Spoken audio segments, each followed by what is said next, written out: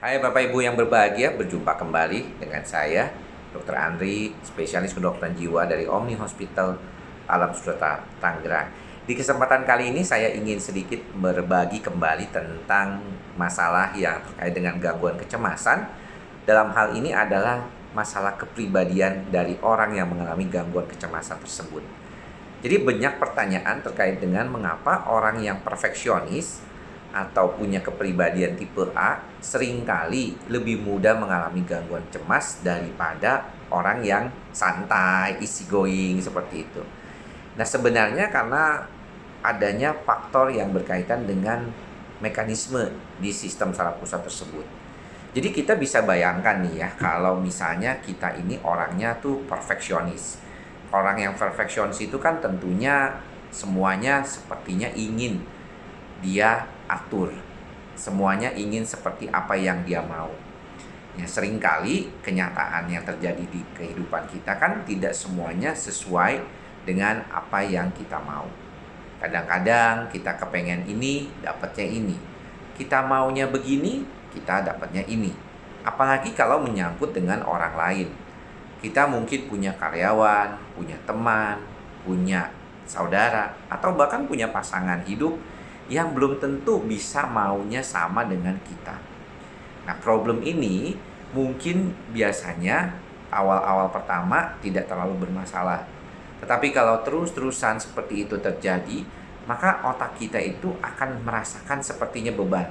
Apalagi kalau misalnya keadaan itu berkaitan dengan orang dekat. Contohnya nih, pasangan kita.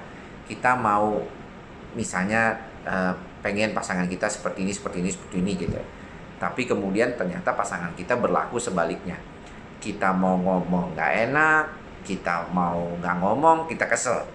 Ya, kalau kita kesel, rasanya cemas, pikiran jadi nggak enak, ya lama-lama kita bisa mengaktifkan sistem amigdala kita terlalu berlebihan atau terlalu aktif. Apa akibatnya? Akibatnya adalah sistem saraf otonom kita akan terlalu aktif. Parasimpatis dan simpatis kita akan terlalu aktif dan tidak seimbang. Akhirnya terjadilah gejala-gejala kecemasan, terjadilah gejala-gejala psikosomatik. Jadi kalau demikian apa yang bisa dilakukan? Sebenarnya memang kalau kita bicara tentang apa yang harus dilakukan adalah belajar bagaimana kita bisa menerima orang lain sebagaimana apa adanya. Termasuk juga menerima diri kita sebagaimana apa adanya. Karena kita tahu sendiri sih, kalau orang itu terlalu memaksakan dirinya untuk punya sesuatu takaran yang terlalu tinggi dan rigid, artinya kalau dia punya harapan, dia punya impian kan baik, nggak masalah. Tapi kalau dia sangat rigid atau sangat keras ya memegang impian tersebut sehingga nggak bisa fleksibel lah intinya, maka dia akan mengalami masalah. Sesuatu yang biasanya lebih fleksibel itu lebih tidak mudah rusak daripada yang kaku. Kalau yang kaku itu pecah, gampang patah. Ya, kalau kita bicarakan tentang daya tahan mental, kita mengumpamakan haruslah kita seperti bambu. Ya, bambu itu kena angin goyang-goyang sampai meletot pun istilahnya itu, tapi dia tetap bisa balik kembali. Artinya kemampuan kita menjadi balik kembali di dalam tahanan mental kita akan jauh lebih baik. Saya memahami bahwa kebanyakan pasien-pasien yang perfeksionis itu kepingin semuanya itu teratur, kepingin semuanya itu di dalam kontrolnya, kepingin apapun yang ada di dalam kehidupannya dia itu dia bisa kontrol dengan baik. Tapi ternyata kan tidak demikian. Begitu juga misalnya saat dia datang kontrol ke tempat saya, kepinginnya mungkin dapat nomor 1, tapi ternyata dapat nomor 12 gitu. Sehingga dia harus mengantri lama dan itu membuat dia nggak nyaman sekali. Karena itu sebenarnya yang tidak dia inginkan.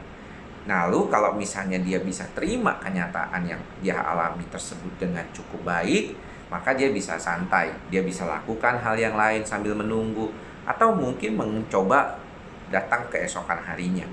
Sebenarnya contoh kecil tadi itu sama saja ketika kita berhadapan dengan kondisi kita sehari-hari, di mana kemungkinan di dalam kehidupan kita ada hal-hal yang kecil-kecil tapi sering yang tidak sesuai dengan apa yang kita mau. Dan mungkin kalau kita berupaya untuk mengatasi keadaan itu dengan baik, kita berupaya fleksibel, kita berupaya untuk menerima keadaan itu dengan baik, dan akhirnya tidak menampakkan suatu kondisi yang nggak nyaman di sistem saraf pusat kita. Tapi kalau kita nggak fleksibel, kita kaku dan rigid terhadap apa yang kita alami tersebut, maka kita akan lebih mudah mengalami masalah kecemasan. Itulah mengapa yang tadi saya bilang bahwa mengapa pasien-pasien ataupun orang-orang dengan kepribadian yang perfeksionis atau kepribadian tipe A biasanya sangat sering mengalami gangguan kecemasan. Walaupun mereka ini seringkali malah berhasil di dalam pekerjaan karena persisten, konsisten, dan dalam artian sangat luar biasa di dalam praktek kehidupan sehari-harinya. Tapi sayangnya kadang-kadang tidak fleksibel ketika berhadapan dengan situasi yang sangat stres atau penuh tekanan. Untuk itulah saat ini saya sering berkali-kali mengatakan kepada Bapak Ibu, teman-teman semua, para pemirsa YouTube saya, untuk berupaya belajar untuk lebih ikhlas, lebih mindful terhadap apa yang ada di dalam diri kita. Karena bagaimanapun kita mesti belajar untuk bisa mengatasi hal tersebut. Kalau tidak, akhirnya kita jadi diri yang nggak nyaman, nggak enak, nggak tentrem, nggak bisa bahagia nantinya di dalam kehidupan kita. Atau setidaknya Anda akan mengalami gangguan cemas dan bisa mengalami gangguan psikosomatik. Demikian apa yang bisa saya sampaikan pada kesempatan kali ini. Mudah-mudahan bermanfaat. Saya masih di klinik di Omni Hospital Alam Sutera, dan saya akan melanjutkan kembali praktek saya untuk konsultasi online buat pasien-pasien lama yang pernah datang ke Omni Hospital Alam Sutera. Sampai bertemu lagi di video selanjutnya. Salam sehat jiwa. Bye-bye.